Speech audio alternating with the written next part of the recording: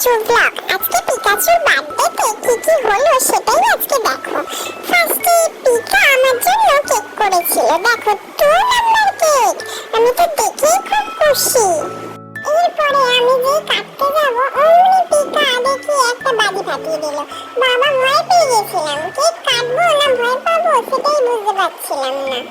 তারপর আমার মা ও পাপা দুজনে মিলে হাত ধরলো, তারপর আমি কেক কাটছি। দেখো খুব সুন্দরভাবে সবাই হাততালি দিয়ে বলছে happy birthday to you, happy birthday to you. তারপর মা বাবাকে আমি কেক খাইয়ে দিলাম একটু একটু করে। মা প্রথমে আমাকে বললো খাইয়ে দে, তারপর আমি বলছি তুমি নিজে খাও, নাহলে আমি আর খাওয়াতে পারছি না। বাবা কত খাটুনি খাটাচ্ছে, এইটুকুনি একটা ছোট বাচ্চা ছেলে তাকে আমার 10 ঘন্টা ধরে একে খাওয়া ওকে খাওয়া করে যাচ্ছে। তারপর আমি বাড়ির সবাইকে কেক খাওয়াচ্ছি। তারপরে একটুখানি কেকের টুকরো নিয়ে চলে গেলাম অঙ্কিতা দিদিকে খাইয়ে দিচ্ছি। দেখবে এটা হচ্ছে আমার অঙ্কিতা দিদি, দেখো তোমরা, এটা হচ্ছে অঙ্কিতা দিদি। তারপর অঙ্কিতা দিদিকে খাওয়ালাম, পিকাকে খাওয়ালাম, তারপর খাওয়ালাম মেজমণিকে খাওয়ালাম, তারপর খাইয়েছি সোনামাকে। সোনামাকে খাইয়েছি, সোনামা যেহেতু ক্যামেরাটা ধরেছিল তাই জন্য তোমরা তাকে দেখতে পাবে না। তারপরে খাইয়েছি হচ্ছে একটা দিদুনকে খাওয়ালাম, একটা মনিকে খাওয়ালাম, তারপর হচ্ছে আমার ঠামকে খাইয়ে দিচ্ছি।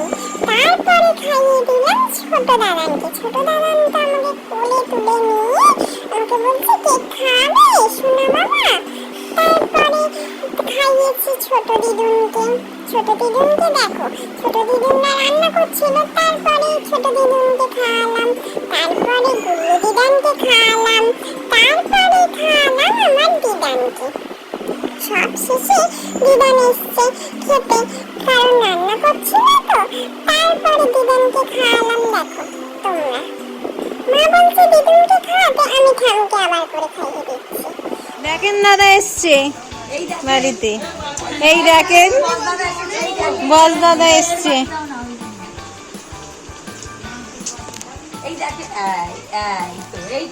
এই দেখেন বস দাদা এসছে, দেখেন দাদা জিকো ভাইয়ের সাথে দেখা করতে এসছে। হবে তো তোমার মতো বন্ধন হবে তো?